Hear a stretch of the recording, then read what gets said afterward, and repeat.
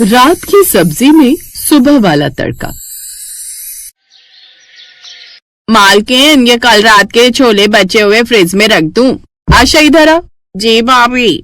आशा, तुझे हमारे घर काम करते हुए कितने साल हो गए? भाभी, मुझे तो 4 साल हो गए।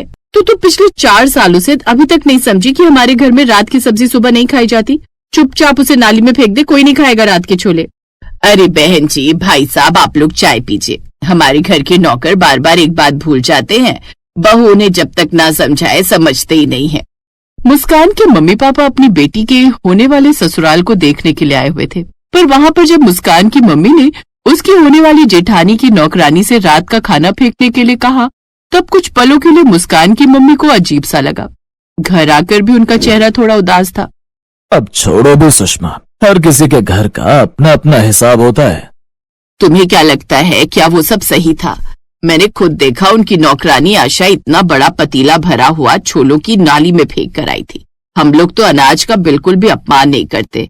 हाँ, ये अलग बात है कि 2-3 दिन पुरानी चीज हो जाए तो उसे फेंकना पड़ता है, पर रात की सब्जी सुबह फेंकने का तो कोई तुक ही नहीं है।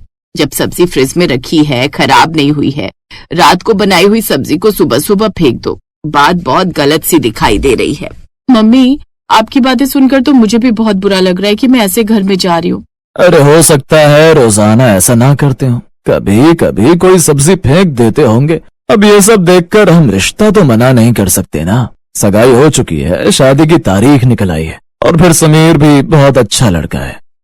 हाँ पापा, आप ठीक कह रहे हो। हम उनकी गलती की वजह से समीर जी के साथ गलत नहीं कर सकते। समीर जी आप दोनों को बहुत मान देते हैं। मुस्कान और उसके मम्मी पापा ने बात को वहीं खत्म कर दिया। वो नहीं चाहते थे कि एक छोटी सी बात की वजह से शादी जैसा बड़ा रिश्ता टूटे, पर मुस्कान ने अपने मन में ठान लिया था कि शादी के बाद अगर उसने ऐसा होते हुए देखा तो वो बोलेगी जरूर। कुछ समय बाद मुस्कान और समीर की शादी हो जाती है। शादी के बाद जैसा मुस्कान की मम्मी ने बताया था वैसा ही मुस्कान को देखने मिला। ऐसे ही एक सुबह रसोई में जब मुस्कान नाश्ता लेने के लिए पहुंची, तब उसने देखा नौकरानी आशा काफी सारा पालक पनीर डस्टबिन में फेंक रही है। मुस्कान उसे रोक देती है।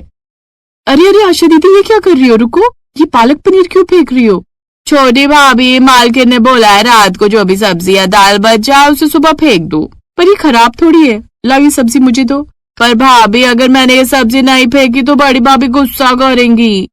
नहीं करेंगी गुस्सा, लाओ दो मुझे। छोटी भाभी, आप इस सब्जी का करोगे क्या? मैं इस सब्जी को दोबारा तड़का लगाऊंगी। पता है, रात की सब्जी सुबह नाश्ते में खाओ तो बहुत टेस्टी लगती है, खासकर साग, पालक, करेले, राजमा, ये सब तो अगले दिन ही टेस्टी लगते हैं। मुस्कान की बातें सुनकर आशा चौंक गई। मुस्कान पालक पनीर तड़का लगाने लगी। मुस्कान ने बर्तन गैस पर रखा और उसमें थोड़ा देसी घी और प्याज टमाटर के साथ थोड़े मसाले डालकर पालक पनीर को दोबारा से चटपटा तड़का लगा दिया। बराबर में खड़ी आशा सब देख रही थी। तड़के की खुशबू पूरे घर में फैल गई। रसोई में आज कुछ खास बन रहा है, बड़ी बढ़िया खुशबू आ रही है। आशा, रसोई में जरूर कोई सब्जी बना रही होगी, उसमें देसी घी डाला होगा, तभी अच्छी खुशबू आ रही है। नाश्ता तो सबने कर लिया, फिर आशा दोबारा से क्या बना रही है, मैं देख कर आती हूँ। जेठानी रसोई में जाती है। गैस पर पालक पनीर उबल रहा था, ये देखकर वो गुस्से में आ जाती है। मुस्कान, ये क्या कर रही हो? ये तो रात का पालक पनीर है ना? आशा, मैंने तो ये पालक पनीर तुम्हें फेंकने के लिए बोला था, फिर ये यहाँ क्या कर रहा है? भाभी, इसे मैंने दोबारा से तड़का लगाया, रात का ही तो था, कोई खराब थोड़ी हो जाती है। इतनी टेस्टी सब्जी थी, मुझे तो बहुत पसंद आई थी। आशा ने बहुत बढ़िया सब्जी बनाई थी। रात की सब्जी सुबह तक खराब थोड़ी हो जाती है। मैंने सोचा मैं गरम कर ली थी, उसके साथ थोड़े से चावल बना लूंगी तो सब्जी लग जाएगी। मुझे लगता है तुम्हें इस घर के नियम समझाने पड़ेंगे। माँ जी, माँ जी। क्या हुआ बहू, क्यों इतना शोर मचाया हुआ है? शोर मचाने वाली तो बात ही है। आपको पता भी आपकी नई बहू ने क्या किया है? रात की बची हुई सब्जी को दोबारा तड़का लगा दिया। ये हमें अब रात की सब्जी खिलाने के बारे में सोच रही है। क्या? ये तुम क्या कह रही हो बहू? रात की सब्जी सुबह तड़का लगाकर? मुस्कान, क्या कर रही हो तुम रसोई में? माँ जी, मैं तो बस रसोई में रात की सब्जी को तड़का लगा रही थी।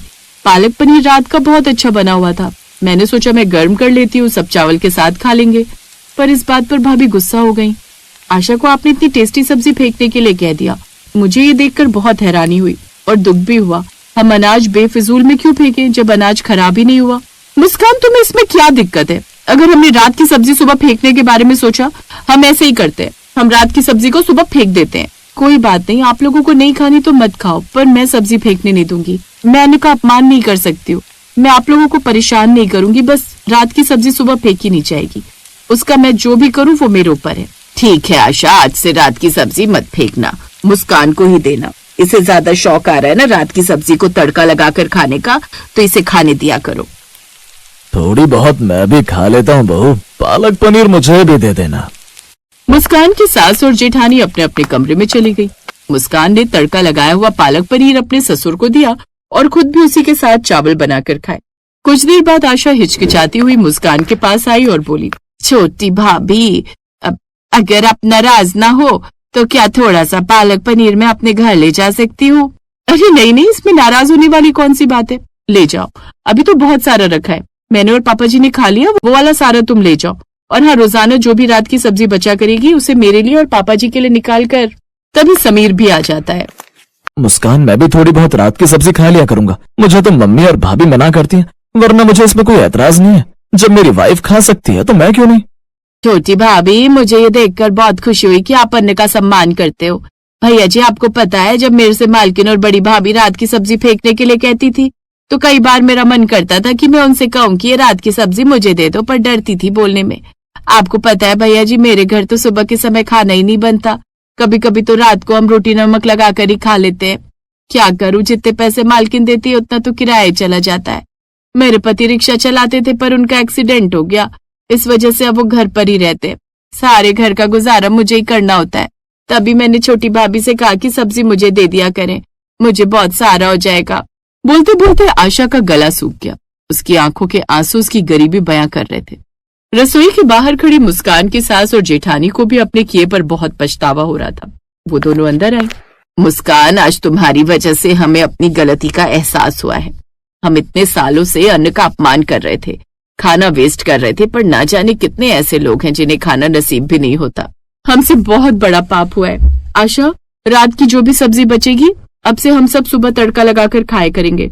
और हाँ, बाकी की सब्जी तुम अपने घर ले जाया करना। अब इस घर में खाने का अपमान नहीं होगा, खाना वेस्ट नहीं होगा। मुस्कान की एक अच्छी पहल से उसके ससुराल वालों ने अच्छी आदत को अपनाया। अब खाना वेस्ट नहीं होता था, बल्कि रात की सब्जी को सुबह तड़का लगाकर फिर से नया रूप दिया जाने लगा।